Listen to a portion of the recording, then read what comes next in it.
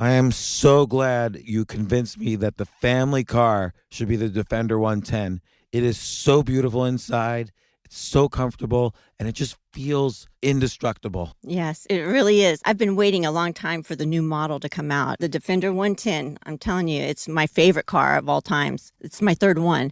You know, I have stories of going off road. The guy managed the group. He was like, "What are you doing in this beautiful car?" I'm like, "I'm going off road." He's like, "Are you sure? Because you can use one of ours." And then they look like Mad Max cars. I'm like, "No, no, no, no, we're going to do this." And he was shocked.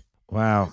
Well, it's great because the Defender has been reimagined for 21st century adventure, and its unparalleled off-road ability as well as its robust interior are invaluable whether you're headed towards uncharted territory or just a weekend of exploration. The Defender 110 tackles challenging surroundings with absolute confidence. The SUV conveys strength outside and in, featuring peerless technology like an intuitive driver display and an award-winning infotainment system. That's my favorite part, to keep you connected no matter where the journey takes you. Adventure is unique to everyone, and so is the Defender. Choose from the two-door Defender 90, the four-door Defender 110, or the larger Defender 130 with the ability to seat up to 8 passengers. You'll find uncompromising performance in all three. So pack up and go even further with the Defender 110. Learn more at LandRoverUSA.com/Defender. These days, we're all investors, trying to be smart with our money despite our worst impulses. But at iShares, we believe that deep down inside of every investor is a better investor. One that's just waiting to be let out. Explore iShares ETFs and insights and let your best investor out. Visit iShares.com for more information.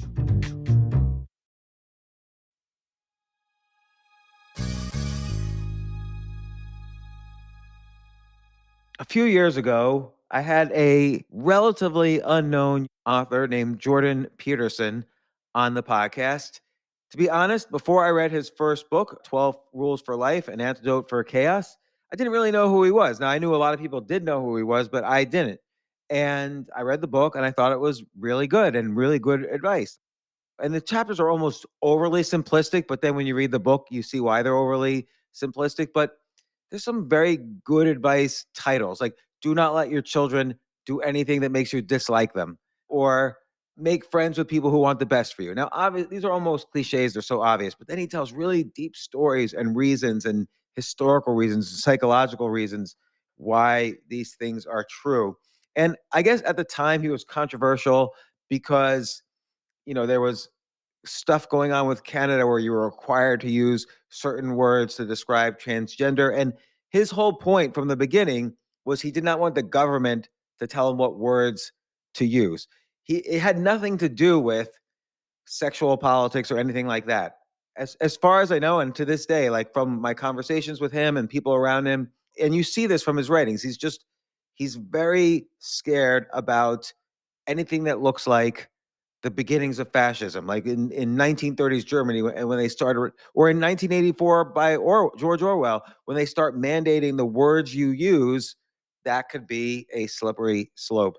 And so, but I don't want to get into the political side of it. And again, I didn't know this really about him when I did this interview. I wanted to use Jordan Peterson as for what he was, which is he was a psychologist and a therapist. So for 1.5 hours or so, or however long this podcast is, this is me using Jordan Peterson as a therapist. So I hope you enjoy. If you have any further advice for me, please tweet it. I'll say one thing. I forget if this happened in the podcast or right afterwards. I said to him, so, you were just interviewed by Joe Rogan, now me. How can I learn? What can you teach me about podcasting? And he said, you're good, but you should definitely have more confidence. And I've taken that to heart. And another thing that happened was I remember, and this might be related to the confidence issue, the studio where we did this interview was at the comedy club that I owned at the time. And this well-known comedian was passing by and said, "Whoa, how did you get Jordan Peterson on your podcast?"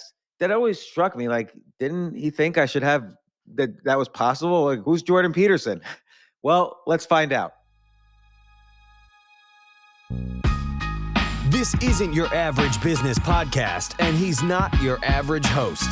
This is the James Altucher Show.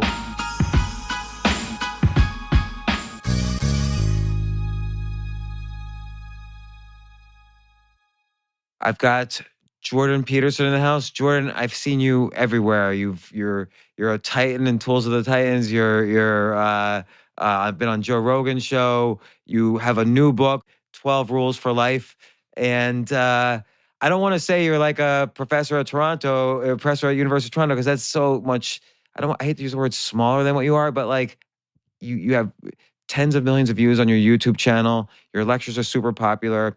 You've also been extremely controversial for, again, what I think are smaller issues than what we're going to be talking about here, the 12 Rules for Life. I almost think it's weird that it was so controversial. You've been over these issues, but that's how you kind of first got known. But I also think, and this is a long way of doing an intro, I also think you live like the ideal life. Like you think about things and people pay attention to them and you get paid for it. It's pretty weird. What could be a better life? And also, who the hell are you? Well, I can tell you one thing that's better than that.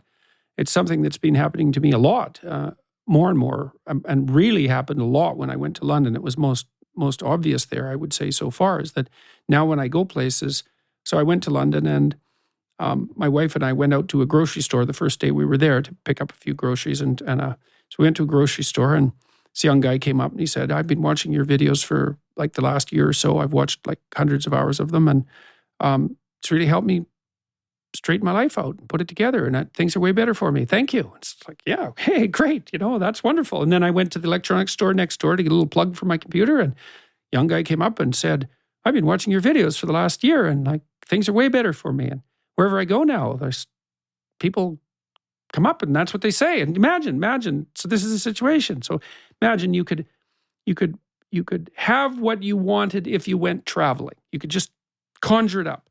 You might think, well, I'd like people to come up and say that the things that I've been doing have been extremely helpful to them and that they've made their lives better and they would just do that wherever you went. And so that's what's happening. There's nothing better than that. That's ridiculously good. Well, let me ask you about that because, and there's many layers here. Like I want to talk about your 12 Rules for Life book. As we're recording this, it just came out and I think it's a fascinating book and an important book. And I also want to get a little more into your background. But two things I want to unpack from what you just said, and I apologize if I interrupt too much, but... no, it's something I'm very prone to, so we'll have a little competition and see good. Who does it more. So what were and then I also want to hit your controversies, but what were the things that you think you said to them that helped their life? Because ultimately, there probably was nothing I believe there's nothing you actually said to them that they were probably ready for some message, and they heard that message on your videos, and then they acted. But what do you think that message or set of messages were that actually helped those people who are coming up to you? How would you boil it down? There's chaos to confront. There's order to reestablish. And there's, what's the last one? I had a nice formulation of it this morning. Well, that's a good start. That's a good start. And you mentioned chaos and order in your book. Yeah. Let's start with those. Because and the world would be a lesser place if you didn't do it. Okay, those are good things for people to know. Right. So your point is, correct me if I'm wrong, if you just live the ordered, standard life that society and tells you to live, that would be a boring and maybe not useful life. Well, it's good. It's better than not doing that. It's good to be disciplined. It's even good to conform. It's not as good as the alternative, which is to conform and to push at the same time. So give me an example of, like, let's say someone's listening to this and they say to themselves, you know what? I went to school, I went to graduate school, I've been at this job for 20 years. I'm kind of have this simmering, chronic, low depression. And you've dealt with depression, so you understand the various spectrums and levels I'm talking about. What do you say to that person who wants an injection of a little bit of chaos, a little bit outside their comfort zone? What's something to practice, maybe? Well, the first thing to practice is, I would say, I'm not trying to evade the question either, is to figure out what you should practice. You might say, well, let's get in touch with your dissatisfaction. It's like something isn't quite right in your life. So that means you're probably resentful about it. You're probably angry about it. You're upset by it. You're bored about it, something like that. So what is it? What do you find unsettling? And then even hypothetically, what might the antidote to that look like? If you could have what you wanted, what would it look like? Well, that's extremely useful. And then you can start thinking about what you could practice. I mean, I think a lot of people might be out of touch though. Like you even recommend in your book, first thing, or one of the first things, is take stock of your life. What do you believe in? Who are you? What's going on? And I think that's something that's very attractive. Like when I read that, I think to myself, oh, I want to take out my list and take stock of my life. Like, this is what I believe in. Yeah. This is who I am. But it's hard because there's deeper and deeper levels. I think a lot of people don't know how to answer that question. Yeah, well, I think you can start, and I do outline this in the book to some degree, is a lot of this you can start small with. Right. It's like, there's some things around you. Here's a couple of things that are happening for sure. There are things that you are saying that you know you shouldn't say, so you could just stop saying them. And some of those are things you could just stop. So there are things you were saying that you know not to be true, and you could stop saying them. That's unbelievably useful. Like what's an example for the typical person? What's a stereotypical example? Oh, maybe you're saying things to please your wife that you don't mean. Maybe you're saying things to your friends to make them like you. Maybe you're saying things to your boss to smooth things over. And you know that they're just not you. And so it's funny. So they're, in a weird way, they add up. Like you might be able to rationalize, well, I have to say this to my wife, or I have to say this to my boss. But across everybody, they add up. Well, and across time. Right. That's the thing, is that the reason that people generally say things that they don't mean is so that they gain a short-term advantage, which is there's no conflict, for example. I'll say what you want to hear, then we don't have to have conflict. Well, that's fine. That'd be a fine solution if it worked across time, but it doesn't. It takes you down. And, 1,000 decisions like that hurt you a lot. And each of the decisions can just be a little decision. You don't say what you want to your kids. You don't say what you want to your wife. You don't say what you want to you. Then you don't even know what you want. Well, then what? Because you see, there's a real problem with this. And this is the fundamental problem. I tried to lay out the phenomenological landscape of humanity in this book. What's phenomenal? Well, it's life as experienced. You think, well, what's reality? Well, there's material reality, but that isn't really the reality you live. You live a reality that's full of emotions and motivations and personal experiences. That's your reality. And I would say, what's the structure of that reality? What's the fundamental structure of the human lived reality? And it's something like, well, it's suffering. That's part of it, because we're finite and limited. But it's suffering that's tainted with malevolence, because some of that suffering is unnecessary. You cause it, society causes it. It doesn't have to happen. That's the world we live in. It's harsh and it's cruel. It's like, okay, so you're stuck with that. That's the bottom line. So how are you going to deal with that? Well, if you deal with it badly, let's say by lying, by not getting what you want, then you're going to suffer, and it's going to be brutal. And there's nothing in that that's good. But even if you tell the truth, you're going to suffer. Well, but that's where things get strange. It's like, you have to choose your pathway of suffering. That's one way of thinking about it. And you can choose the suffering that's associated with deceit and arrogance and resentment and bitterness, or you can choose the suffering that's associated with truth. And the thing about the suffering that's associated with truth is that transcends the suffering. It starts to make things better. And it's real. It's real. Like, deceit makes life worse, especially the malevolent part of it. And truth makes it better. So I agree with you, but let's look at and I'll tell you why I agree with you. But let's first look at examples from your own life. So you I forget what year this was, but when where you were teaching, or in Canada, everybody started using transgender pronouns. And this was one of the first controversies you were involved in. You were basically... they made it law that you had to use them. Right. Yeah. And you were basically saying, oh, I'm going to stick with he and she, and what you were comfortable with and what you felt was true to you. Well, it was deeper than that, I would say. The fact that it was about transgender pronouns was just a sideshow in some sense. The government decided that it was okay to compel speech. Now, they had their reasons. They said, well, we need to bolster the identity of these people who've been oppressed. We're going to tell you how you have to address them. It's like, no, you're not. You're not going to tell me how to use my language. And that's that. I don't care what your goddamn excuse is. That's not happening. Now, and then people said, well, you must be transphobic, you must be racist, there's all these things that I must be. It's like, no, I'm just not letting anybody mess around with my words because they're mine. I live by them. I put my soul into them. No one's playing around with them. And so that's what caused the controversy. And the controversy was, well, it was twofold. One was, well, maybe this professor is this horrible racist and we should find that out. And fair enough, And maybe he's crazy because he's an extremist because he's criticizing a Canadian piece of legislation, and Canada is a pretty stable state, so we better find that out. But there was another thing. There was something else to it too, which was, well, maybe I'm just not letting people put words in my mouth because there's no way I'm letting that happen. I know what happens when that starts to happen, and it's not good. So I'm not going there. And I think the reason it was controversial is because I actually said no, and I meant it. But did you feel pain when the controversy was, at some points, everyone's attacking you, right? And it's somebody, let's say 1,000 people are attacking you for something.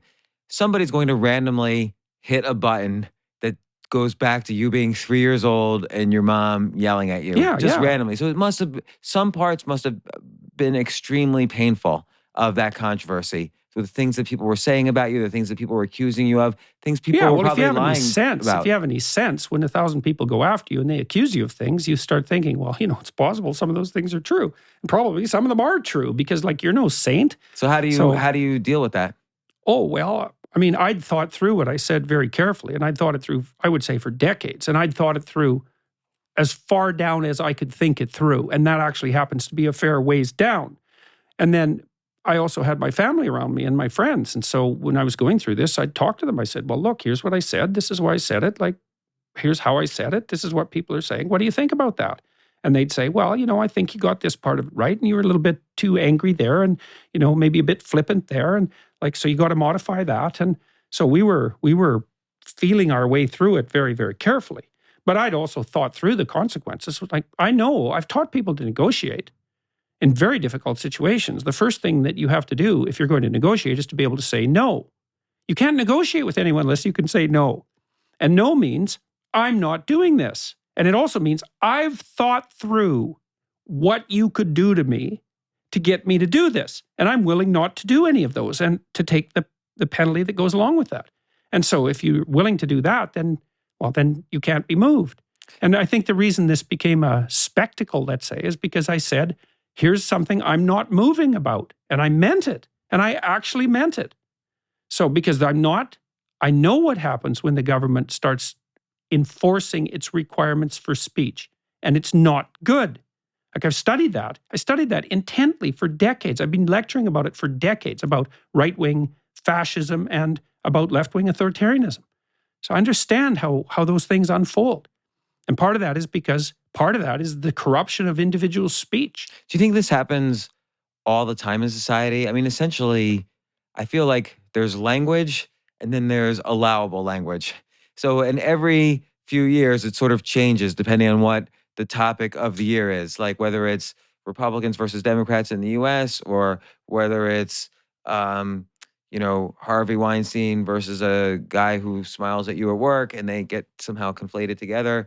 Do you think society is constantly trying to restrict the language of its members or beliefs? I think that taboos move around.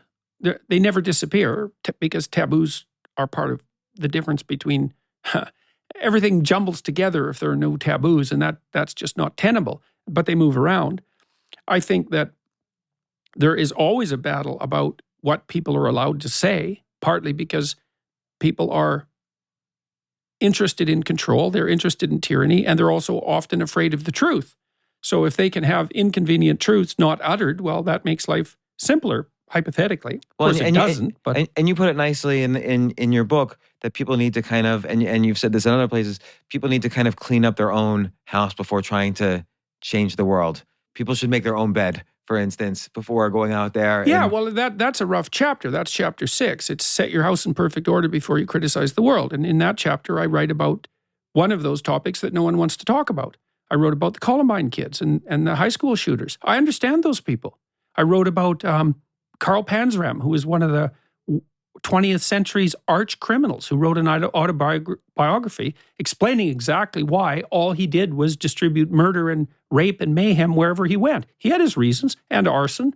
He had his reasons. They were good reasons. Right. And like even with the Columbine guys, you describe them as they basically had their core system of beliefs. Yeah. They took stock in themselves, and they had a core system of beliefs that led them to do what they do. So they believed that so we talked already about the fact that human existence is limited and tragic and tainted by malevolence. It's like, and they felt that was unreasonable. It's like those conditions of existence are unreasonable. So I'm going to take revenge against it.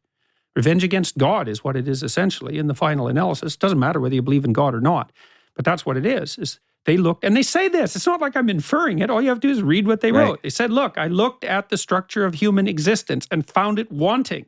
And in my estimation, it should be eradicated. And if it can be eradicated painfully, so much the better. And to top it all off, after I engage in some eradication, I'll do myself in just to show how little I care.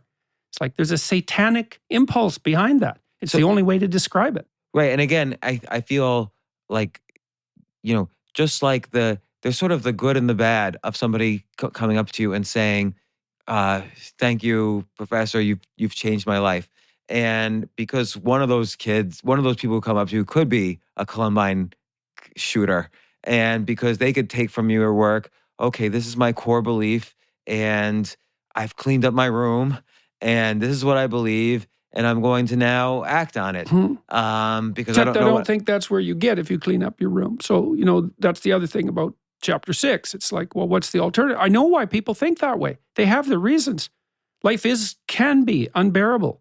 There are plenty of things to be resentful and angry about. And you could even make the case. I just debated with this guy who calls himself an antinatalist. He's a philosopher in South Africa, and he wrote a book.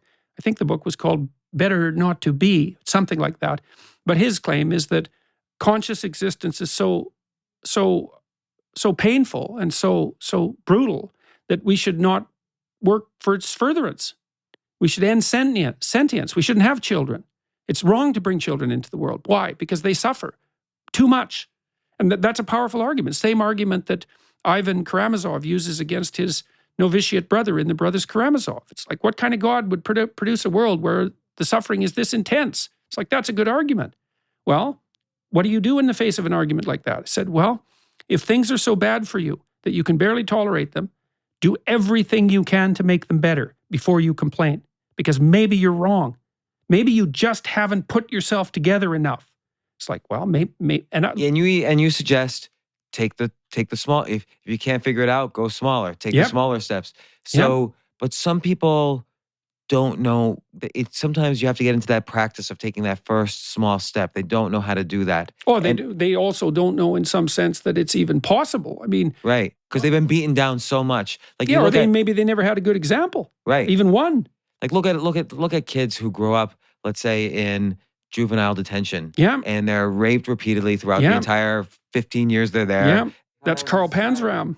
And so that all they've seen is the worst horrible form of life, what life has to offer. I have a friend like that. That's exactly what happened to him. And he had a terrible time of it. He was brutalized horribly from the time he was, his life story is unbearable. He was brutalized terribly from the time he was 5. He had measles, measles, chickenpox, and mumps at the same time. He's a Native American guy. And then he was in the hospital when he was about 5. He just about died. And lots of his people did die because of such things. And then when he got out of the hospital, he wasn't an English language speaker. He spoke his native tongue. He was waiting for his grandparents on the dock. They were going to come and take him back to where he lived. And instead, the bus picked him up, took him to a residential school in Canada. And it was one of the horror show residential schools. And he was like brutalized for like 8 years. He couldn't even speak the language. And he just had a terrible time of it. Like he was just tortured, starved, you name it. And when he came out, he was just a mess. He said he didn't know which way was up. He didn't know if he was male or female. He didn't know anything. And he half did himself in with drugs and alcohol. But he put himself together when he was about 40, 35, started to carve, and became a very good artist. And he's put his life together a lot. So, even people who've had those terrible experiences, they can come out of it. And he's something, man. He's a deep guy.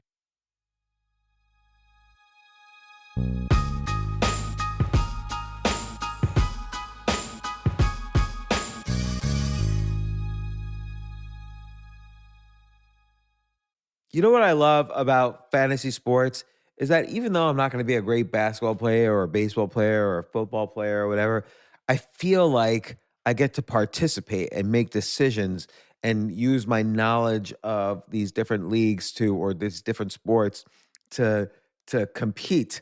So it's like I can pick my team or I can pick my favorite players and I could use my knowledge to make predictions and maybe even make money.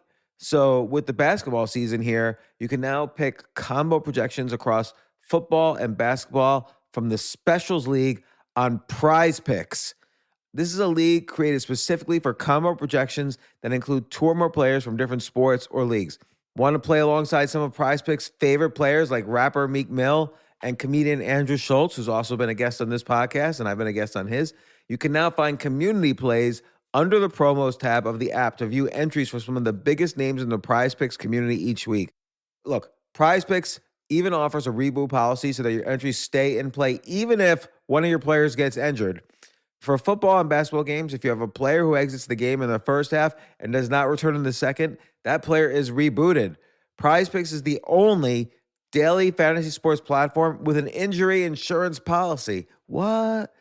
So I love playing it. I love anywhere where I can use analytical ability with my interests to demonstrate some skill and maybe make some money. And I like the game-like aspect. I do wish they had chess as a category on prizepicks.com, but I'll settle for what they've got. Maybe I should make my own fantasy chess league. But in any case, I love Prize Picks. Go to prizepicks.com/James. Use code James for a first deposit match up to $100. That's the easiest $100 you're ever going to make. So that's prizepicks.com/James and use code James. Daily fantasy sports made easy.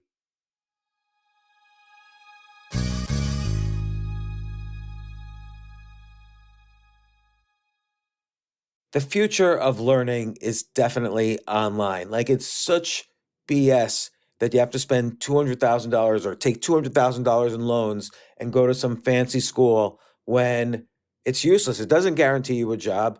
Most employers, including me, do not care about degrees or grades or anything like that. We want to care that you love what you're doing, that you know what you're doing, in some cases that you have experience or that you're willing to learn. But people in general love learning and are curious. Like, the key to success is curiosity.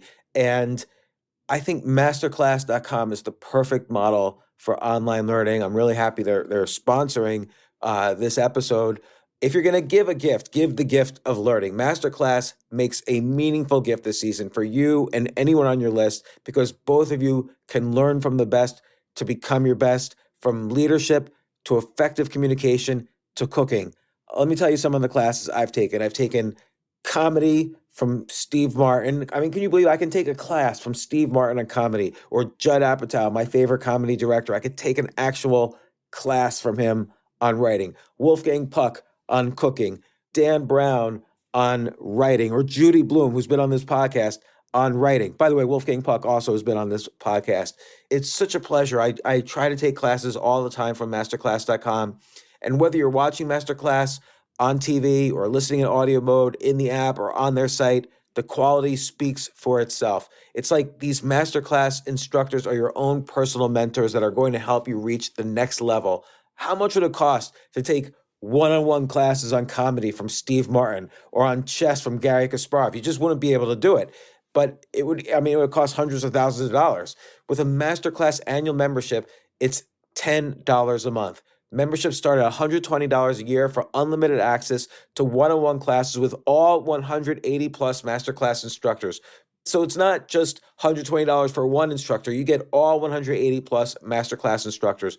Boost your confidence and find practical takeaways you can apply to your life and at work. And if you own a business or are a team leader, use Masterclass to empower and create future-ready employees and leaders. That's the real education in today's world.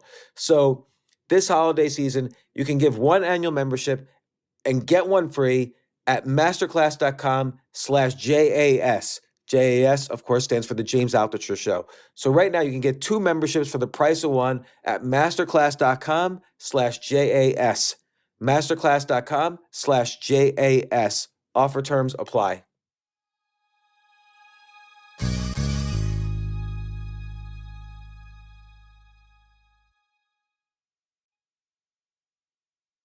So I think in some cases, you're right. They can come out of it. Yeah. In some cases, they can't. Yeah. And not even the ones who are brutalized from early on. Sometimes people just fall apart midlife. Yeah. And they say, oh my gosh, nothing good is ever going to happen to me. Because you're right. Life, it's not just, let's even make it milder. It's not just that life is suffering with malevolence. It's just life is hard and it's every single day.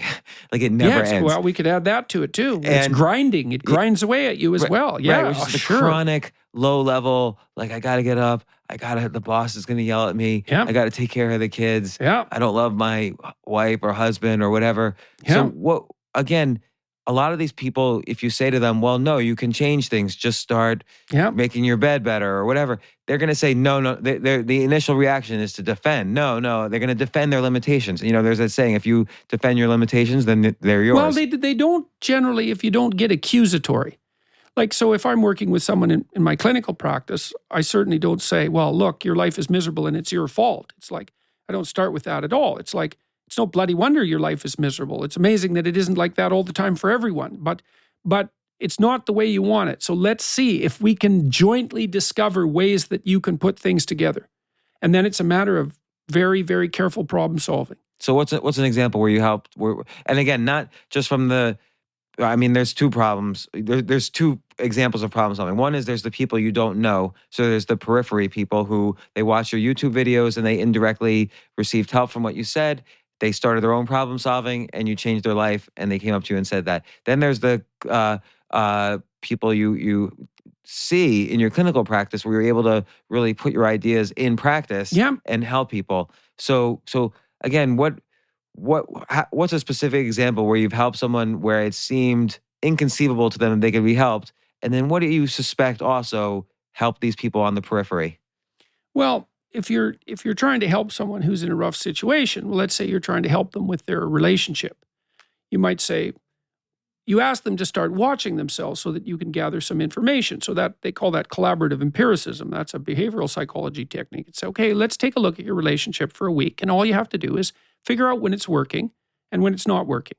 Just keep track of that for a while. Or when it's working horribly and when it's working just not too bad. Maybe it never gets to good.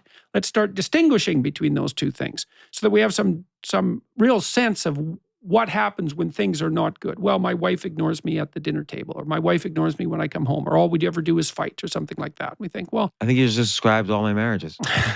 well, then we start small. It's like, well, how would you like it? How would you like your wife to greet you when you come home? Well, I'd like her to stop what she's doing and come to the door. It's like, well, ask her under what conditions she'd be willing to do that, and let her do it badly. It's like, say, look, like we're not getting along so well, and I got this idea. Maybe if one little thing we could do is just change the way we greet each other when we come home. You're watching TV, I'm watching TV. We walk into the house, neither of us pays any attention. It's not good. So let's try this for a week, because you make it small, right? Let's try it for a week. When one of us comes home, just shut the TV off and say, like, how was your day? And listen for 10 seconds, something like that. Let's see how that goes. And like if you're willing. Carl Jung said something very interesting that I really liked. He said that modern people can't see God because they won't look low enough. I really like that. And this is a concretization of that. It's like, Tell me what that means. it means that people underestimate the importance of small things. They're not small. How your wife says hi to you when you come home, it's not small because you come home all the time. Like what does your dog do when you come home? It's like it's happy, man. It comes to the door, it greets you, it wags its tail. It's like, hey, and you're happy. It's like, there's my dog. It's so happy to see me. And you think that's not such a big deal. It's just you coming home. No, you come home 3 times a day. So we could do the arithmetic. Let's say you spend 15 minutes a day coming home, something like that. And then it's every day. So that's 7 days a week. So that's 105 minutes. So let's call it 90 minutes for the sake of the arithmetic. 90 minutes a week. So that's for 6 hours a month, 72 hours a week, 72 hours a year. So you basically spend 2 40-hour work weeks a year coming home. That's roughly 25, let's see, that's 1/25 of your total time. It's about 3% of your life. You spend about 3% of your life coming home. Fix it. And it's interesting because And then fix 30 more things. This is the second time, right? So this is the second time you brought up the fact that it's not any one moment or any one thought. It's the fact that these things add up, and then that becomes your life. Well, and you just said too, when we were talking about this, you said, well, it isn't just that life is tragic and miserable and malevolent. It's that it grinds away at you. Yeah, it grinds away at you 50 different ways. Okay, fix them. Fix them. Like here's an example. Let's say this happens to couples a lot. They don't sort out their food preparation arrangements. So neither of them really take responsibility for it. The husband is aggravated and irritated because he feels he works enough and it's not really his job in the kitchen. It's sort of a feminine role. He feels sort of demeaned by it. He doesn't really know how to cook anyways. And the wife thinks, to hell with it. I'm not doing this because like it's a traditional role and I'm just being oppressed. And so fine. So then what? Well, so no one really buys groceries properly, or if they do, they buy second-rate food. And then no one really cooks. And if they do, they serve it cold, badly prepared, and in a hostile environment. It's like, fine, except that's 6 hours a day. Okay, so that's 42 hours a week or 160 hours a month. It's like it's 10% of your life is misery. It's like, fix it. So then you think, well, how would I like the food to be prepared? Well, let's say it's good, nourishing food served by someone who's pleased to prepare it to people who are happy to receive it. That would be nice. It's like, say thank you for Christ's sake when someone makes you something to eat, and mean it. And don't whine about having to cook in the kitchen because someone has to do it, and you should get your act together so you can do it with some joy. It's like, really, 40 things like that, and your life is fixed. But they're all the trivial things that we do day to day. It's like the things you do day to day are not trivial. Your holiday, that's trivial. Your adventure, that's trivial. Your mealtime, that's your damn life. So get it together. You think, well, what else? Well, there's no romance in my life. It's like, okay, when was the last time you took your wife out to a movie, to a date? We don't date. Why not? Well, we did that when we were first going out. We got married. We don't have to date now. It's like, really? So that's what you're going to tell me? You don't want any romance in your life. That's your solution. So then maybe I get the couple to agree to go out on a date. They're not happy about it because it's like, well, this dating, it's just stupid. It's and like, they're out of practice. Get along. And they're out of practice. Maybe they were never any good at it. Plus, they don't like each other very much. So they go out on a date and then they both come in and maybe they talk to me and they say, well, we took your advice and it didn't go very well. I think, so that's your solution, is it? You're going to come back here and you had one miserable date. You're both really bad at it. And now you're going to throw it in my face and say, that sucked, you're stupid, and there's no solution to this problem. Ha, we win. It's like, that's what you want for the rest of your life, eh? It's like, go on 40 dates and know that you're both idiots, and just like everybody else, and that maybe you could get half decent at it. So by the 20th date, it's kind of enjoyable some of the time. And then maybe by the 40th date, you're not so bad at it. And then you have it for the rest of your life. It's like, yeah, that's something worth aiming at. In these examples, you assume that people are married. You've been married forever. Many people can't find a spouse, or they say, oh, there's no one out there for me, or I don't know how to meet people. Well, there isn't. And there's certainly no one good out there for you, because if there's someone good out there, they're going to take one look at you and run. It's like, so, Particularly me. No, probably not particularly, but so what would you say to that person? I mean, I'm just like throwing like life problems at you and seeing what you say. Yeah. Well, the first thing I would do is ask for the specifics. It's like, okay, so we'd go over your relationships and say, well, tell me about a relationship you had that worked for a while. I don't care. It might be a brother, a sister, could be a child, could be a parent, could be a lover, whatever. Tell me about something that worked. And then tell me about something that didn't work. And then let's see if we can figure out why the thing that worked and why the thing that didn't. And that gives us a starting point, right? We want to do a careful analysis and then think, well, then what do you want from a relationship? And where do you think the pitfalls are?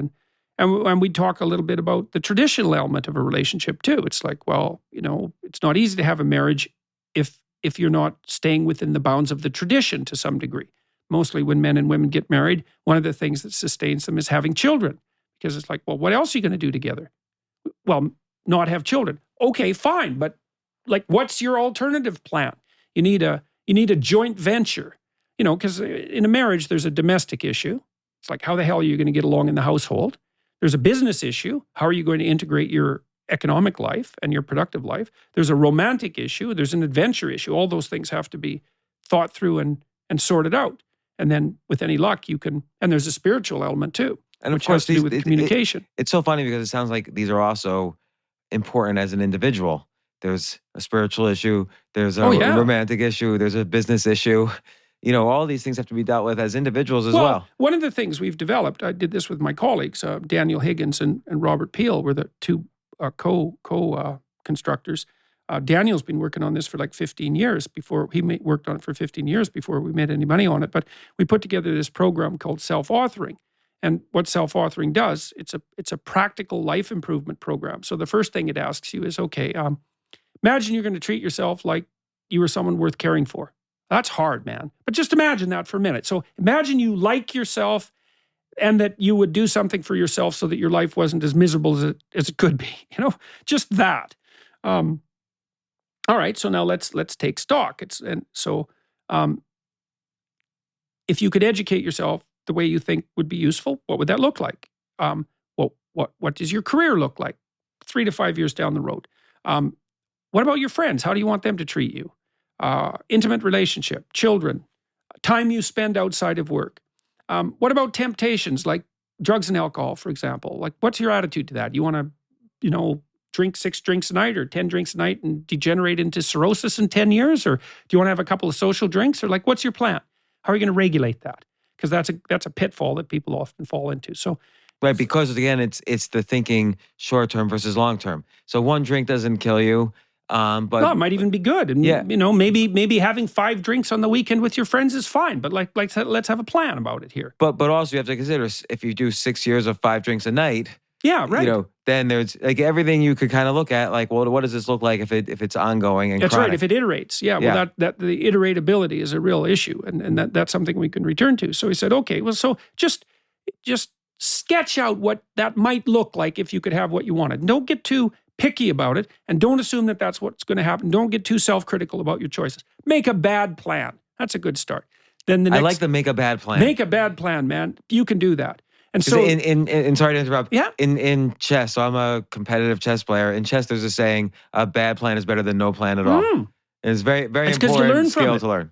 Yeah, if you make a bad plan and you implement it, then you make mistakes and you learn from the mistakes. So a bad plan, successfully implemented, is self-improving. And you can make a bad plan. Anybody can do that. It's way better than no plan. So that's rule 1. A bad plan is better than no plan. That's a good one, man. Okay, so now the next thing we have you do in this exercise is, okay, now look, it's 3 to 5 years down into the future, and you have what you need and want. What does that look like? Assuming you're taking care of yourself. This isn't some pie-in-the-sky dream. It's like you're a real person. This is a real plan. It's a real vision. You get to have what would make your life justifiable to you, what would justify your life to you. Well, what does that look like, even in principle? Okay, sketch that out. Fine. You got 15 minutes. Sketch it out. Make all the mistakes you want. Don't worry about it. Just sketch it out. Then we do the next thing, which is, all right, now, you know your weaknesses and your characterological flaws and your susceptibility to temptation and your resentment, your bitterness. Okay, that takes the upper hand and augurs you in. You're in hell in 3 years. What does it look like? Well, everyone knows that. So they write that down and think, oh my God, yeah, oh yes, that would happen. Yeah, and so they make this. So now you got 2 visions. You got a little vision of heaven. You got a little vision of hell. Now you can run away from the vision of hell and you can run towards the vision of heaven. You've got some motivation. Well, that works like a charm. We've been doing that with university students, and it increases the probability that they'll stay in university about 35%, 30 to 35%. And it really works for the guys in particular, because it works better on men. It really works for the guys who are doing the worst. It's like, make a plan. Make a plan. Because they have a societal pressure more, I think, to have a plan. Well, I think they have the luxury of not having to have a plan. Like, if you're a guy and you haven't got going by the time you're 40, it's like, well, you're probably screwed, but not for sure. You could still have a career. You could still have a family. If you're a woman and you haven't got going by the time you're 40, it's like no family for you. The pressure's on if you're female. You got to get yourself together by the time you're 35, because you run out of options. With guys, it can be, so they have the luxury of less necessity, but they also have the pathology that goes along with it. So I think guys are more likely to not grow up, but it's also that in our culture, we've got this terrible confusion between tyranny, male power / tyranny, and male competence. And the radical, especially on the radical left wing, point their finger at men and say, you're a tyrant. It's like failing to distinguish between competence and tyranny. And then when any competence manifests itself, they crush it out like it's tyranny. Well, that's not helpful, not in the least. So let me ask you this question.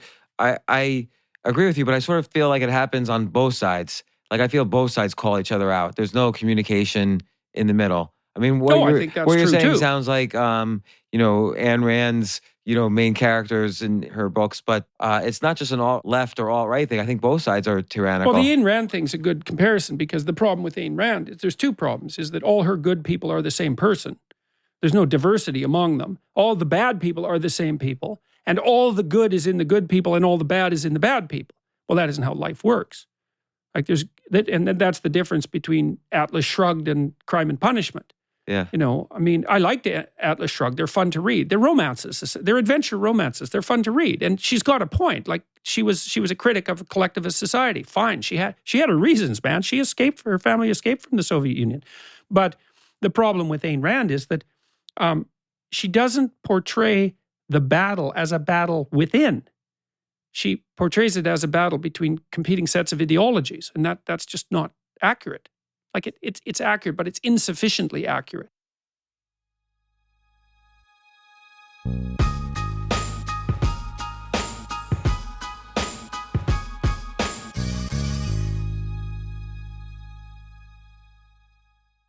Oh my gosh, I love these clothes. Mizzen and Main. That's Mizzen and Main. It really is the most comfortable work clothes.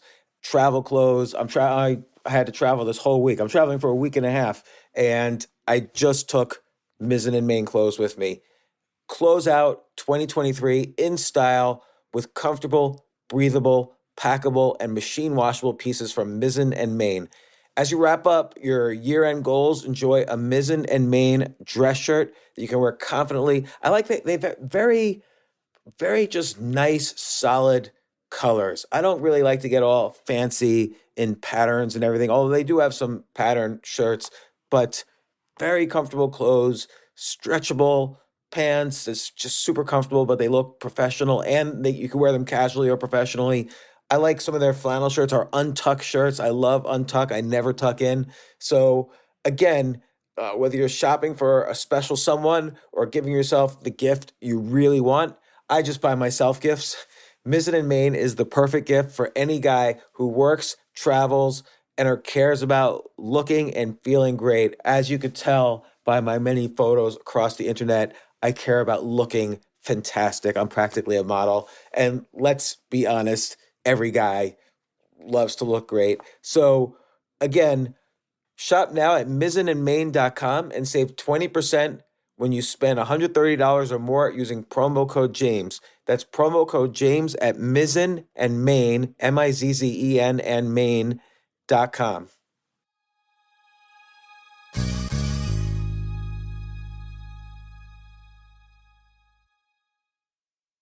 This is such a valuable service for all business owners, big businesses, small businesses, doesn't matter. I wish I had this in the many different businesses that I've started.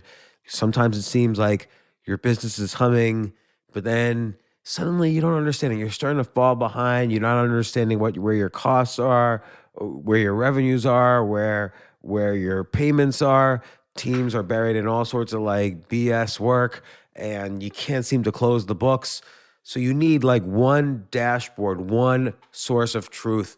I'm jealous of this business, NetSuite from Oracle, of course, NetSuite by Oracle. I wish I'd come up with this idea. It's a brilliant concept to have all your business intelligence on one dashboard. This is why you need to know these three numbers: 37,000, 25, and 1. So 37,000, that's the number of businesses which have upgraded to NetSuite by Oracle. NetSuite is the #1 cloud financial system, streamlining accounting, financial management, inventory, HR, and more. 25. NetSuite turns 25 this year. That's 25 years of helping businesses do more with less, close their books in days, not weeks, and drive down costs. 1, because your business is one of a kind. So you get a customized solution for all of your key performance indicators, your KPIs, in one efficient system with one source of truth. Manage risk, get reliable forecasts, and improve margins. Everything you need to grow all in one place. So right now, download NetSuite's popular KPI checklist designed to give you consistently excellent performance absolutely free at netsuite.com/James. That's netsuite.com/James to get your own KPI checklist. netsuite.com/James.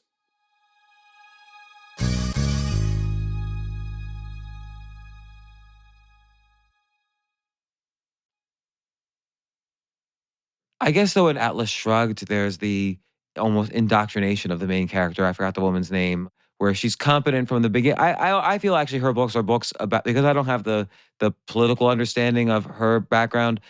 I sort of feel her books are about competence.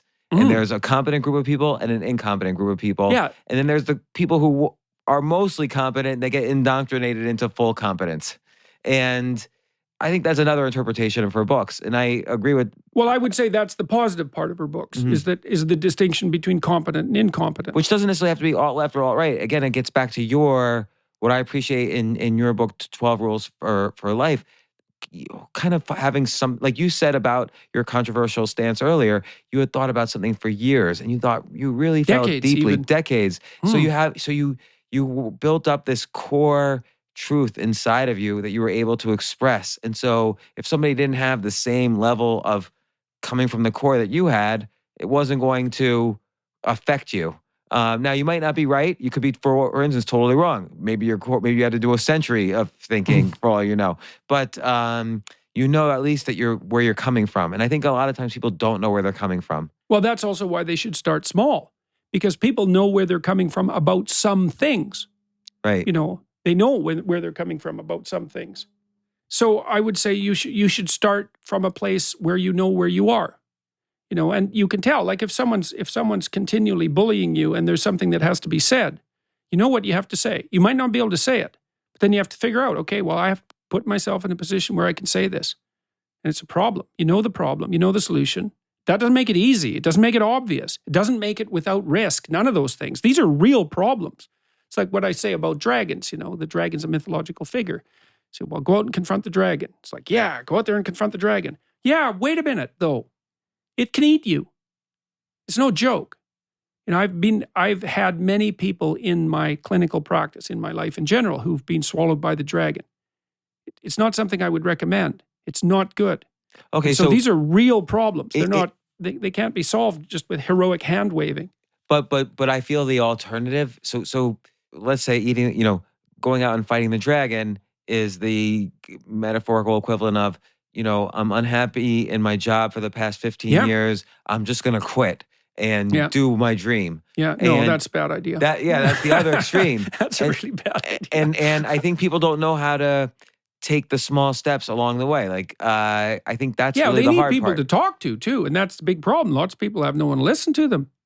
Right, well, they'll say, well, quit whining about your job, or why don't you do something about it? It's like, no, someone comes to me and says, I'm unhappy with my job. It's like, okay, well, let's see if we can do something about that. It's like, how long have you had your job?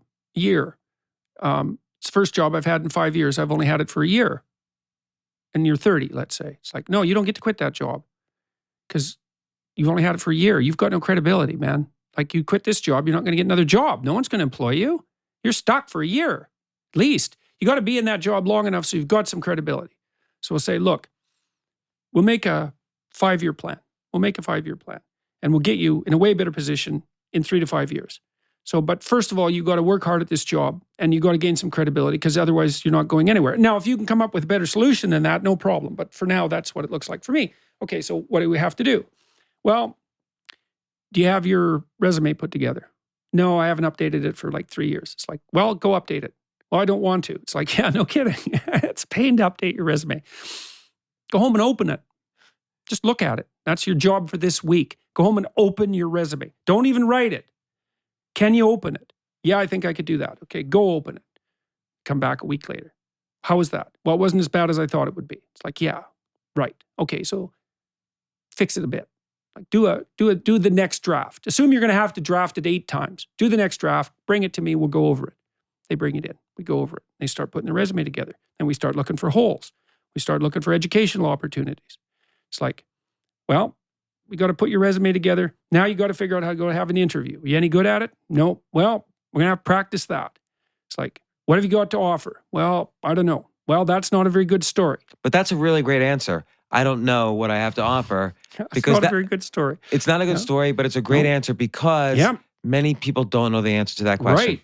Absolutely. Absolutely. Yeah. And I think they don't know how to even take small steps to find out either what they're good at or what they want to do. Yeah. Well, with some people, you have to start much smaller than that too. It's like, I would say to someone like that is, if you don't know what you should do, then start by figuring out what you should stop doing. And this, I've never seen anyone who can't do this. Okay, watch yourself for a week. Notice when there's something that you know you could set right, that you would set right. Just notice that. Something bugs you that you could fix, that you would fix. Bring back a list of 4 things that, like, let's start with your room. There's something about your room that isn't as good as it could be. So go home and look at your room and see what bugs you. And they come back and say, well, there's this pile of clothes in my closet that I haven't looked at. I haven't done anything with for 6 months, because sometimes people are in terrible chaos, right? Things are just, they have piles of laundry in their room that haven't been done for like 2 years. It's like, well, sort through one pile this week. Just sort through it. That's all. Don't do any more than that. That's good enough. Could you do that? Yeah. Okay, go do that. See what happens. Come back and tell me.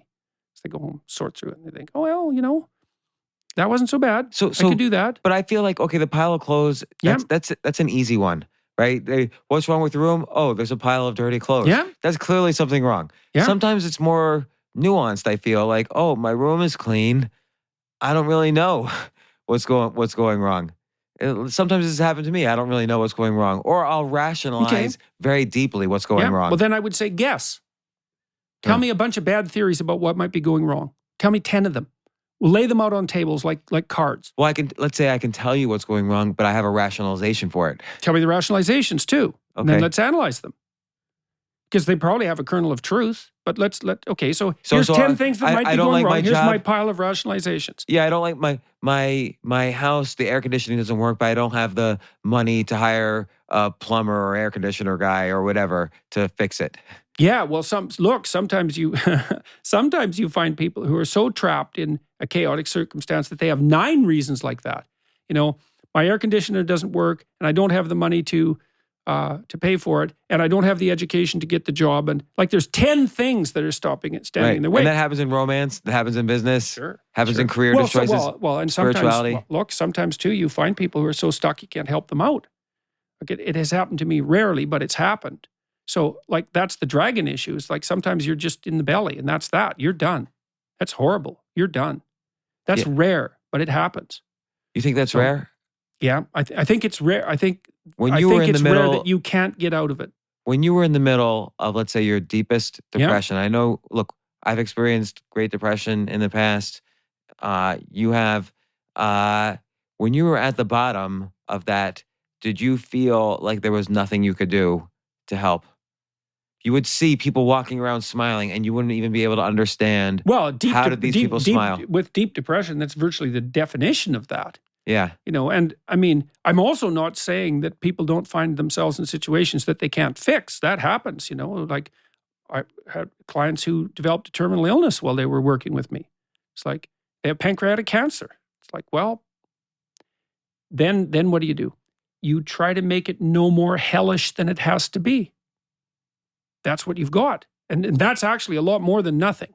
Yeah. I mean, I had a real object lesson in this with my father-in-law, Dale Roberts.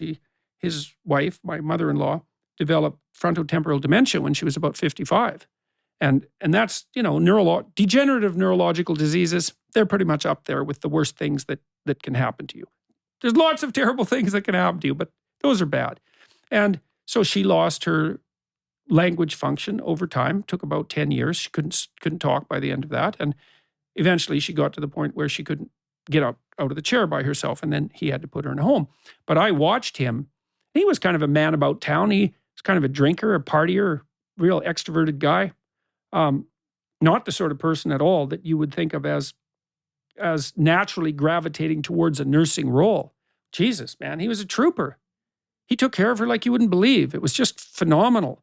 And if he would talk to us sometimes about what was going on with my wife's mother, and we would offer suggestions, like we told him, to get an electronic display that he could put on the fridge that would tell her over and over where he went if he stepped out or what time it was and that sort of thing, and had alarms put in the house and all sorts of things. And he would be on that right away. Like if you could offer him a solution that was going to make it less awful, he would implement that right now. And he took a situation that was pretty damn brutal and he made it at least bearable. But there was more than that happened because of it, because he turned out to be such a attentive caregiver for his wife. His kids liked him more. It showed a side of him that no one had seen. And so his kids got closer to him. And so what he did brought the family together, and it brought it more together, Like my wife straightened, there was a bunch of reasons why she straightened out her relationship with her father completely, but that was definitely one of them.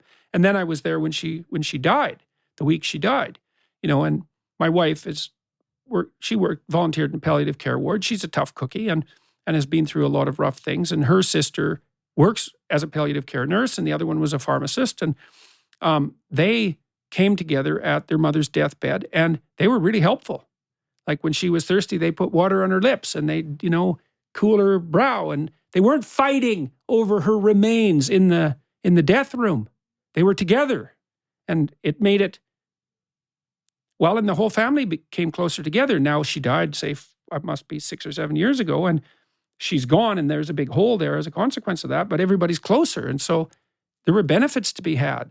Well, I mean, often when a death in the family occurs, also the opposite happens because everyone's so conflicted internally but can't express it. Yeah. They all end up fighting, and then they're fighting over the will, and they're fighting about the funeral. Then you turn tragedy into hell. Yeah. And tragedy is one thing, but hell is something else. Yeah, and I think, it's great we're talking about it, and it's so great people are listening, but I think when people are in the middle of it, just like, well, I'm going to suggest when you were in the middle of your depression, I don't know what you were experiencing, but sometimes it's hard to know then that it's even happening. That it's hard to know when you're visiting through hell that this is what hell looks like. Mm-hmm. Well, I would say there's a difference between depression and hell, even though depression can be really bad, like unbelievably bad. Hell is fighting with your siblings over the will at the deathbed of your mother. That's hell.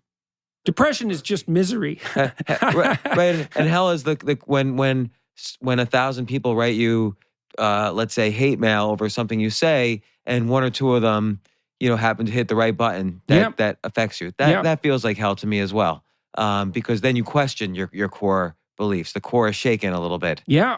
And well, that's especially hell if it hits you somewhere where you have violated your integrity. Yeah. Because if you think, well, but what if you rationalize violating your integrity?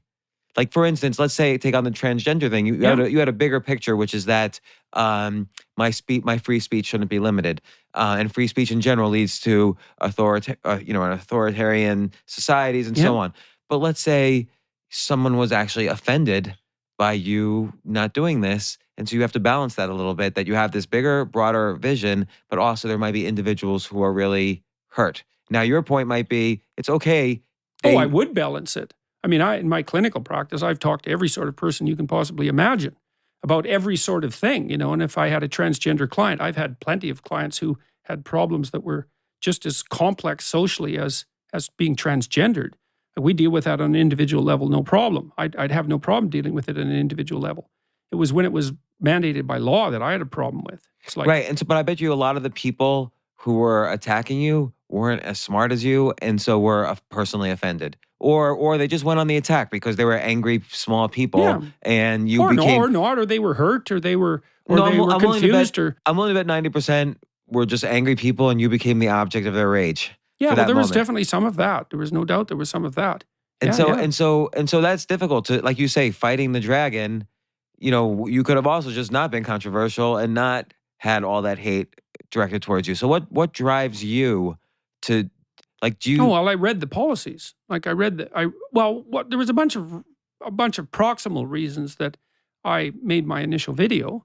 One was that I had 3 clinical clients in the last 2 years and the 2 years before that who had been bullied into a state of poor mental health by social justice warriors at their workplace. One in a bank, one in an educational institution, and one working as a counselor. And I thought 3 is a lot. Like, that's a lot. So by them standing up for their beliefs against some societal rules, they were bullied to the point where they were depressed or anxious or suicidal or whatever. Yeah, exactly. And they were very different people. I think I need to be in your clinical practice. I think I have to talk to you after the podcast. Yeah, so that was rough, but I noticed that. And then one of them in particular was, and then I'd been talking about the rise of political correctness with a colleague of mine who's a pretty leftist guy, but a reasonable guy. And he said, well, this is all very bad, but it's no wonder people don't speak out about it because they feel that the price they would pay personally compared to the advantage that would be gained socially is disproportionate. And when are they right? Well, they're almost always right, but except that it depends on your span of apprehension, because I know what happens if you don't say what you believe to be the truth. In a Your societal soul way, corrupts. I see, okay. And that's not good, because that's what you've got. Like in the final analysis, like what my stepfather or my father-in-law had to deal with his wife's dementia was his character.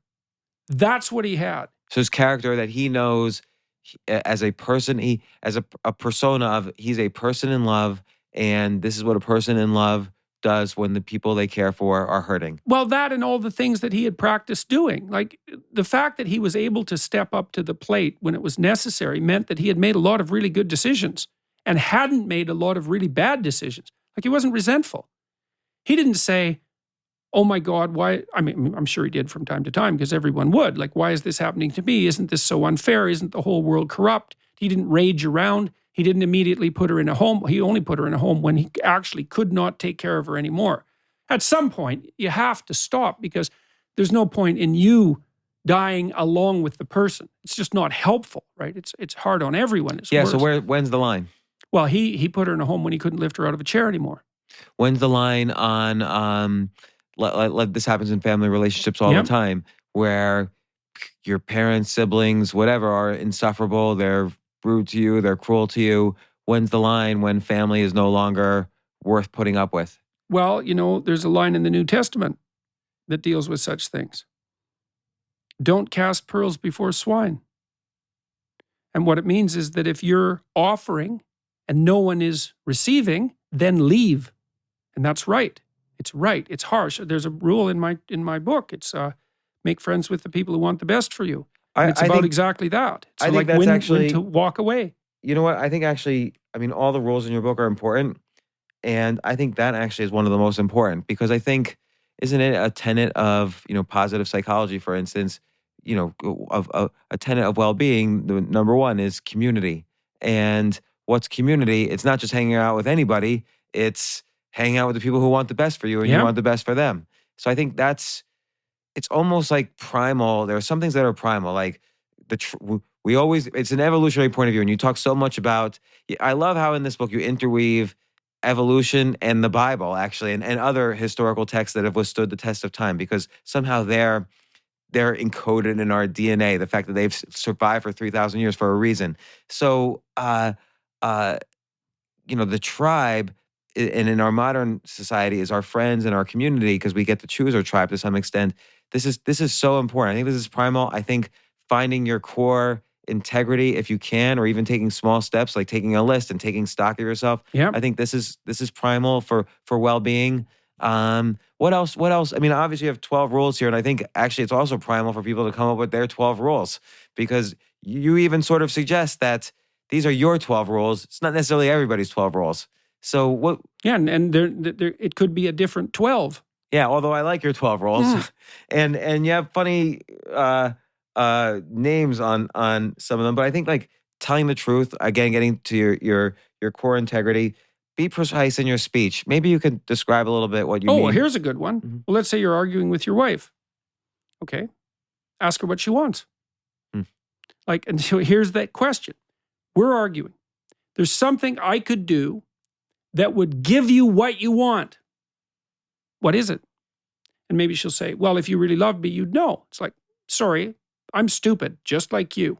I hardly know what I want. How the hell am I going to figure out what you want? And even if I should know, it's going to take me a long time to learn. So you're going to have to clue me in, because I'm I'm clueless. What if she doesn't know the answer because she's just as clueless as you? Then we have to figure out what the answer is. It's like we're having an argument. You want something. We better well figure at least what are your conditions of satisfaction. We have a rule in our house, a couple of them. One is, if you're complaining, announce your rules of satisfaction. It's not. So if you don't like something I'm doing, you have to tell me what it is that I could do that would work so that you would shut up and go away. So let's say she responded, "I want you to make double the money you're making." Okay, sure. So usually it doesn't happen that dramatically. She might say, "We don't have enough money," because it wouldn't be that thought through. We don't have enough money. It's like, okay, well, we'll have to decompose that then. It's like, money for what? And how much are we lacking? And what are we going to do about it? So what you're saying is you want to sit down and have a serious conversation about money and solve this problem. It's like, okay, I can do that. I can sit down for half an hour and we can start having that conversation. I mean, usually when people are fighting, especially when they're like just sort of pecking at each other, the conditions for satisfaction are more specific than that. But that's really useful. It's like, what do you want? And the other rule is, I like this rule, is like, if I give you what you want, you have to shut up and quit bothering me. Because, the other thing that often happens is someone will be arguing with you and you'll admit they're right and you'll offer them what they want. And then they'll keep arguing with you. They want to keep hammering you. It's like, no, if you win, you have to stop beating me up. But and I agree with this in all these specific situations, but I can always think of counter situations. Like, what if she doesn't like the fact that you talked to Sally too much at the party last night? Oh, that'd probably take 3 months to have that conversation. Oh yeah, because there's a lot to sort out there. It's like, okay, so fine. You don't like how I talked to Sally at the party last night. All right, so you want us to stop going to parties? No, I don't think that's it. I want you to behave differently. Okay, what are the rules? No flirting. Is that the rule? Ever? No flirting. That's a rule you want to apply to you too? Do you want to never flirt with anyone again in the rest of your life? It's like, well, no, there's still some playfulness. It's okay, let's figure out what the hell are the limits? So this is the be precise in your speech, which is slightly different than honesty. The honesty involves that initial answer of what is bothering me, because often people won't be honest about that either. But let's say they're honest about that. They have to flail around for a long time before they can even figure out what they're upset about. Yeah, it's hard. Well, yeah, the precision in speech is you can't hit a target unless you aim for it. So you want to be precise. What do you want? Exactly what do you want? So if I'm working with a client, for example, and maybe they're making $40,000 a year, it's not enough money. It's like, okay, how much money do you want to make? Exactly. I want to make $120,000. Okay, how long? How long are you going to give yourself to make that? It's like, well, a year. It's like, well, it's possible. You're going to have to like turn yourself inside out to manage that. How about 4 years? You're going to make $120,000. So, okay, well, now we got a name. Let's see if we can put together a plan. But I feel problems are more complex than that. Like, let's say that person in that example is married. Okay, but if I don't make it within a year, I'm going to lose my house, and then I'm afraid my wife's going to leave me. Oh, okay. Well, then what you do in a situation like that is you go through the catastrophe. It's like, okay, what's the worst case scenario? Lay it out. I'm going to lose my house. My wife's going to leave me. Okay. And I'm going to live in a one-room place, and no one's ever going to like me again. Yeah. Yeah. Well, that's probably going a bit too far. But what I would start with there is, I would start there with, okay, well, let's walk through what happens if you lose your house. What are you going to do? Because you need a plan. Look, sometimes people do come and see me, let's say, or are on the ragged edge of disaster, right? And so there's no fixes immediately. There's no quick fixes. Then what I do is say, okay, well, you can see the tidal wave coming. In a minute, it's going to be on you. How the hell are you going to swim? That's what we have to figure out. I think that's a good point. That I think everybody wants the quick fix because obviously that will make the pain subside immediately. Yeah.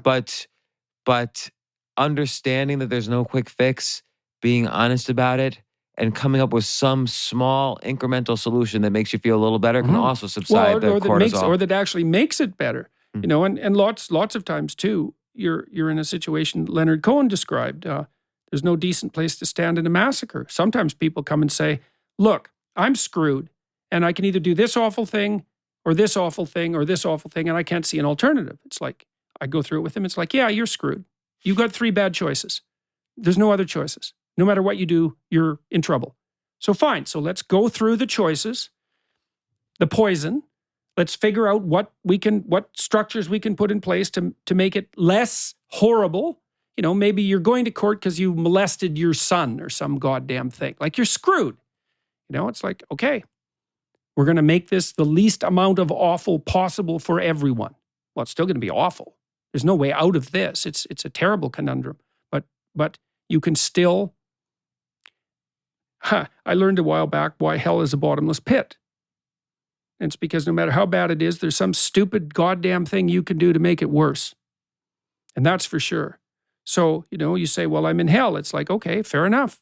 Like, let's see if we can stop it from getting worse. It's interesting because I feel like, for instance, when I'm most anxious about something, the correct thing to do is twofold. One is realize that my brain is operating out of some anxiety that's being triggered, as opposed to, let's say, out of my core truth. Yeah. And then doing nothing. Because as long as my brain is not operating from my heart, but operating out of wherever anxiety is produced in the brain, then I'm not going to make a good action. Yeah, well, that happens to people too. And that would be, I would say, more characteristic of people who are high in trait neuroticism. So they have a tendency, high in trait neuroticism. So what's that mean? Well, the degree to which you feel, imagine that your body is always trying to respond to uncertainty and threat, and there's plenty of it. And some people respond to uncertainty and a unit of uncertainty and threat with a small amount of physical preparation. Because if something uncertain happens, you need to do something. Well, what? Well, you don't know. It's uncertain. So you prepare to do everything. Well, imagine that it's a little bit of uncertainty and you just massively prepare for a catastrophe.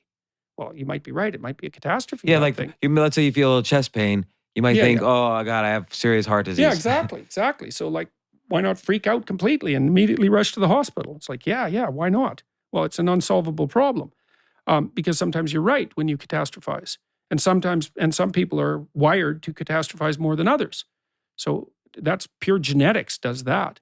So, well, if you happen to be in that category, then that requires a different clinical approach. That means that you wouldn't be treated so much for the problems that you have. You'd be treated for the excess anxiety that you're experiencing. There's lots of ways that can be dealt with. Exercise helps. The one thing I always recommend to people who are excessively anxious is, on this first thing I'd ask you is, what do you eat for breakfast? So what do you eat for breakfast? A cookie. Okay. So I can tell you this, you'll cut your anxiety 50% if you change the way you eat breakfast. So eat a protein and fat heavy breakfast and eat twice as much as you want and do it every day. And you'll find you will not believe how much difference that will make to you.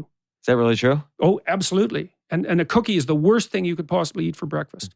So partly because, let's say you have a hyperreactive nervous system. It sounds very probable given the sorts of things that you've said today. So you react with a lot of preparation to rather small signs of threat and uncertainty.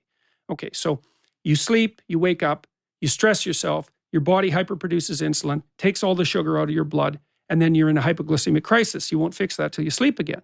So what you need to do is you need to get up in the morning. I would also recommend get up at the same time every morning. You can go to sleep whenever you want. Get up at the same time. Pick a time. I don't care when it is. Pick a time, 10 o'clock, 8 o'clock, whatever. So you wrote this in the book, and I questioned, it's different from, let's say, Arianna Huffington's book on sleep, where she recommends 8 hours. 8 hours would be good, but like I'm doing minimal interventions here. Okay. It's like you're not going to get your whole life together. Yeah. We're not going to aim at that. If you want to do two things that will really change your levels of negative emotion, it's like, first of all, get up at the same time because you should stabilize your circadian rhythms. Because if you're more emotional and more prone to psychological pain and anxiety than a typical person would be, you might have unstable circadian rhythms. And the best way to stabilize them is to get up the same time every day. That would be a help. And then I would say, before you do anything, eat. Don't look at your email. Don't look at your phone, nothing. Get up, eat. So I'm not hungry in the morning. It's like, who talked? This isn't enjoyment. I don't care if it tastes like cardboard. Enjoyment will come 2 years from now when you start to become accustomed to eating breakfast. For now, and just try it for a month. Because then you'll know. I know what'll happen. You'll be way less anxious. And what'll happen is you'll notice that things don't bug you as much. Something will happen and you'll think, I'm not reacting to that as much as I usually do. And then you'll also notice, I reacted to that, but I recovered faster. That's what'll happen. And I bet that if you did that for a month, you'd find your anxiety levels drop 50%. And then that might put you back in a more normal range. Maybe not. Maybe you'd still be higher anxiety than normal. And then there's other things that could be done.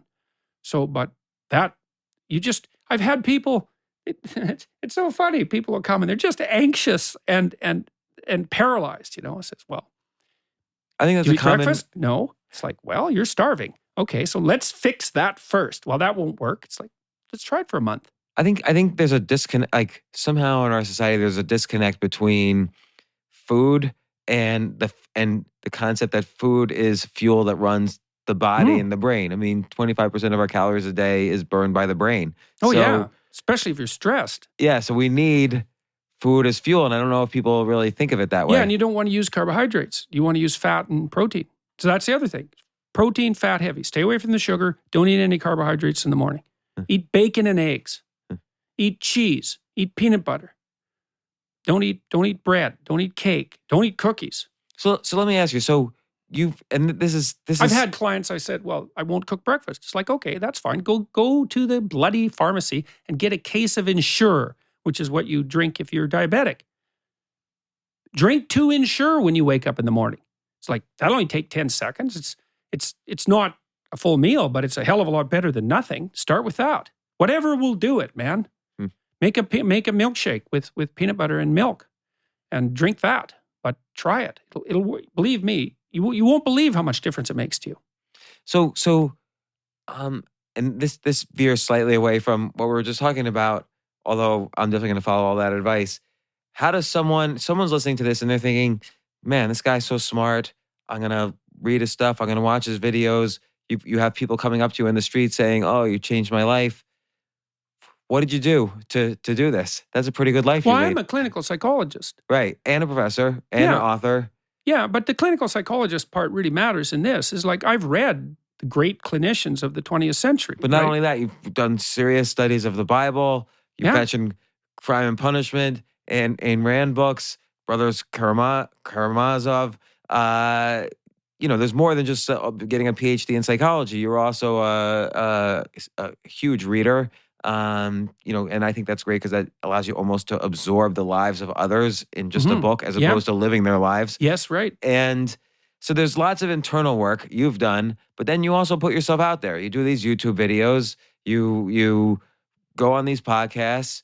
Like, it seems like there's a method to the madness a little bit. Like, you want to be out there. Well, the method is the reason for the method is outlined in the first book I wrote and the second book. It's like, well, life is brutal and there's evil.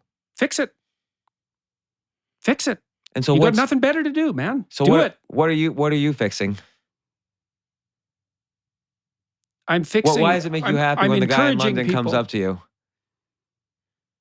Because I know what the alternative is. What's the alternative? Hell. Is someone not coming up to you saying you're relevant? Is that hell? No, that's just not as good as it could be. Auschwitz, that's hell. The Gulag, that's hell. Yeah, we've already been there. It's like, we don't need to go there again, as far as I'm concerned. And you feel also... That was bad enough. For me, that was... Solzhenitsyn thought, Alexander Solzhenitsyn, the Russian author, he thought the most important thing that happened in the 20th century was the Nuremberg trials. And he thought that, and I think he was right. The reason for that is he thought that, well, Nietzsche announced God was dead, and so much for transcendent good. It's like, okay, so much for transcendent good. It was a pipe dream anyways. Well, what's the problem with that? Well, now there's no up. That's a big problem, because what the hell are you going to aim at? If you got nothing to aim at, your life has no meaning. So it's actually a big problem. Okay, so we got rid of transcendent good. Well, so then we have what happened in Nazi Germany. We replaced it with transcendent evil. It's just as good. It's like, if you know that something is absolutely unspeakable, well, then you know that there's evil. As soon as you know there's evil, you know there's good. It's the opposite of that. That's what I've been searching for. So there's this story that happened in Auschwitz, the camp guard. And this is, I spent a lot of time trying to understand this. So, you get taken to Auschwitz, you're in a bloody train car, you're packed in there with a bunch of other people, you're all starving to death. It's so cold in the train car that all the people on the outside freeze to death. So they're just solid corpses by the time you get to Auschwitz. All the little kids have perished. All the old people have perished. Everyone's half starved. You're taken away from your family. You're not even around people that speak your language. Then you're dumped into this city-sized compound. You're just screwed. You think that'd be good enough for your enemies, but that's not good enough. So then the guard comes up and maybe you're looking still like, you're not dead yet, And so there's still some misery to be extracted from you. And so the job that's put forward for you is here's a 100-pound sack of wet salt. It's like, how about you carry that to the other side of the compound? That's a city, right? It's not like 200 yards. It's like a mile. Carry it to the other side of the yard. When you're done, carry it back. It's like, okay, so my question is, who would do that to someone else? That's the first question. And the second question is, what can be done so that that doesn't happen again? Yeah, well, so that's what motivates me. The first is, that's evil. That's the infliction of suffering for the point of the suffering. That's the thing that people don't understand about the Nazis. That's art. It's art of pain. And the Nazis were unbelievably good at that. And you don't understand that at all unless you know that that's about you. Not as victim either, although also about victim. It's like, you're the guy who did that. You're the guy who did that. So you should bloody well fix it. So if you don't want it to happen again. Right. So basically, and this gets back to all of what you've been saying, we've been talking about, it gets back to the individual deciding what is a core value for them, taking stock of themselves so that they know when they veer from that, even in a small way, that can add up across various dimensions, does add up. Inevitably to either evil or depression or a wasted life or a wasted marriage or disappointment or whatever. Or even shining less light in the world. It's like, one of the reasons that young guys, I think, but young women too, have been happy with what I've been talking about online. And, it isn't that people come up and say that I've saved them, let's say. They say that they've been watching my videos and the videos have helped them. And I don't want to take responsibility for the content of the videos. Like I've read all these clinicians. I know what they meant and I'm synthesizing it and offering. It's not like I'm generating all this information, out of nothing. I'm not at all. I'm putting forward the wisdom that I've found. But I tell people, look, there's a lot of darkness and you have some light. And if you don't reveal all the light that is within you, then the darkness wins. And so you feel it's kind of a side effect then, these people coming up to you, you enjoy it, but the real thing is like you have I think it's amazing. I don't know if I enjoy it. It's too intense. No. You know what I mean? I agree. And I get it, to some extent because of these podcasts. I'm sure I'll get it from this podcast. And then I get worried, I remember a conversation between Eckhart Tolle and Wayne Dyer where Eckhart Tolle basically is talking about awards and bad things and the difference. Yeah. And he said both are hot potatoes. Right. Both, you can't get attached to either. And it's very hard because I want people to come up to me and say, hey, I love it when people come up to me and say, hey, I enjoyed that podcast you did with Jordan Peterson. That's a good thing. But I worry I get addicted to being relevant as opposed to having that core integrity. Like this, the real reason I did this is because I enjoy talking to Jordan Peterson and I'm learning from you should podcast. Be worried about that. So, you should be worried about that. It's a big worry. Right, but as you just said though, hey, it's fantastic when it happens. So it's easy to get addicted to that feeling of fantasticness. Yeah, well, it's easy to take too much personal responsibility for that in some sense, or to attribute it to yourself too personally. Which I never do. Which I always make sure I remind myself, and I say to them, "You did it." Yeah. Well, that's the thing too. Is that it's a funny thing to tell people. It's like, get your act together, and say, well, that really helped. It's like, no, what really helped is you decided to get your act together. It's like, I'm happy to be the medium whereby that message was transmitted. Wonderful. Hooray. But like, I don't feel a sense of accomplishment when someone comes and tells me about the fact that they put their life together. What I think instead is, wow, isn't it great that they decided to put their life together? And I really do think that, because I actually do believe that, because I thought, there's in the Holocaust Museum in Washington and in Berlin, I think they both have the same motto. Maybe it's only the one in Washington. Never forget. It's like, okay, fine. Forget what? What's the lesson of Nazi Germany? That there shouldn't be Nazis. It's like, okay, well, those Nazis shouldn't have done that. It's like, that's not the lesson. The lesson is that we were the Nazis. That and that's fascinating, because I haven't heard it quite in that way before, that it starts with the individual. And I think, look, the book is 12 Rules for Life, but I think there's really important, but you slice up into different ways, I guess a few important things. One is core honesty, being able to speak precisely and coming from this core honest part where you've really thought and taken stock and even written down what your beliefs are, who you are, what your values are, and so on. And then I think there's another core philosophy, which is, hey, don't hang out with the Nazis or the people who are trying to control you or the people who are trying to say no to you in whatever way, in a negative way, in a way that you view as negative. Hang out with... Yeah, there's an easy way of summing that up, is you should hang around with the people who want the best for the best in you. And I think a third thing is small steps or even bad steps are okay. Mm-hmm. So small bad steps are good. Personal improvement doesn't mean run next year's marathon. It means run down the block if you've never run before. Like personal improvement can happen in many dimensions. The trajectory is everything. Right. And so and I think, and the book is fantastic because I think you attack these different areas from the 12 rules, but then also even within each chapter, there's stories that you've experienced, stories from the Bible, stories from other books, stories from patients' experiences, stories from history. I mean, it's just fascinating to encapsulate all of these ideas of how to live a life filled with more contentment and well-being inside the context of developing these rules that are integral to you personally. This is how no one can affect you because these are your personal beliefs. So, and again, I'm not saying don't have 12, have 3. I'm saying you attack these sort of fundamental concepts of community, honesty / freedom and improvement across these 12 rules and your story. And I think this book is going to be a huge book. I also think people should write their own 12 rules. That's part of taking stock. My guess is, as you were writing this, it was so much fun to make your rules almost as simplistic as possible. Like, take your pills. I guess that's one of the last things I'll ask. Why don't people, this is why I didn't understand the chapter. Why don't people take their pills? Because they don't think that they deserve care. People look at themselves and they think, especially when they look at themselves personally and they think, Jesus, they'll tell other people to take their pills though. They will. But they won't take their own pills. Well, it's because it's often easier for people to care for someone else than it is to care for themselves. People the problem is you know yourself better than you know anyone else. So you know how deeply you are flawed. And you know where you've missed the mark, and you know where you've done bad things, or maybe even terrible things. You know all that. And you think, well, how the hell? Why would I take care of someone like that? Well,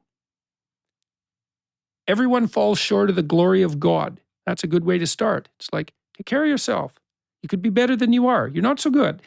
Fair enough. Just like everyone else. And I think we've got some problems, but you should still have some mercy for yourself and some care for yourself. And you could be more than who you are, and it's important that you are. It's really important that you are. I think that's a key thing, is that you can be more than who you are. Yeah. And again, it's back to the individual. It's not like I'm going to be more than who I am by always subscribing to what society tells me to do. I have to first clean up my room. This is your own rule. It's like, according to your own standards, you could be more than you are. Good enough. It's like, start.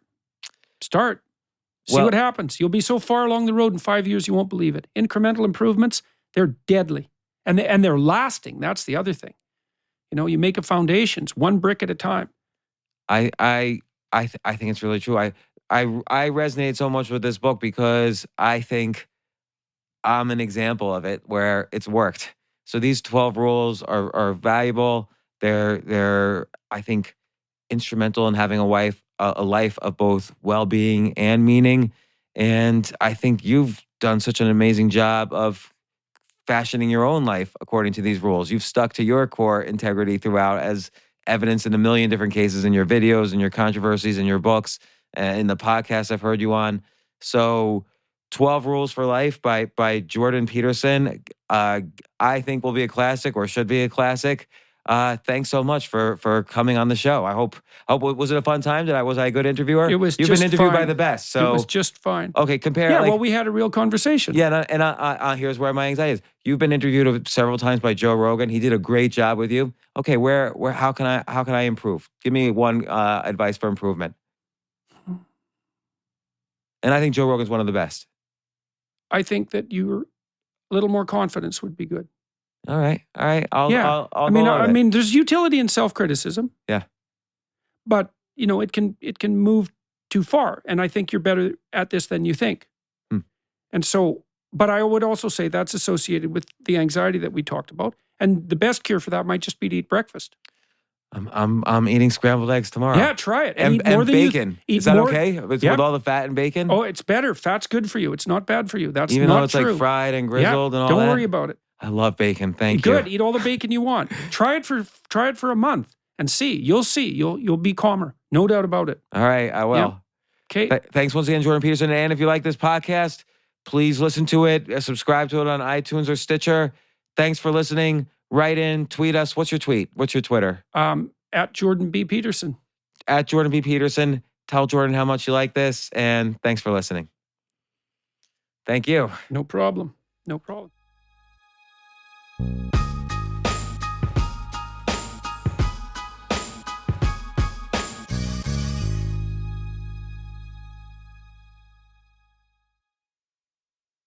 Hey, Brad, you know how Nationwide is more than an insurance company? Yeah, they're one of America's largest financial services companies. We get that in a song like business, life, retirement. Or Nationwide's there to protect. I'm kind of the jingle guy. Not sure I agree with that. Well, I'm not sure I like your hat. Well, it would never fit on you. Products issued by Nationwide Life Insurance Company or Nationwide Life and Annuity Insurance Company. The general distributor for variable products is Nationwide Investment Services Corporation, member FINRA, Columbus, Ohio.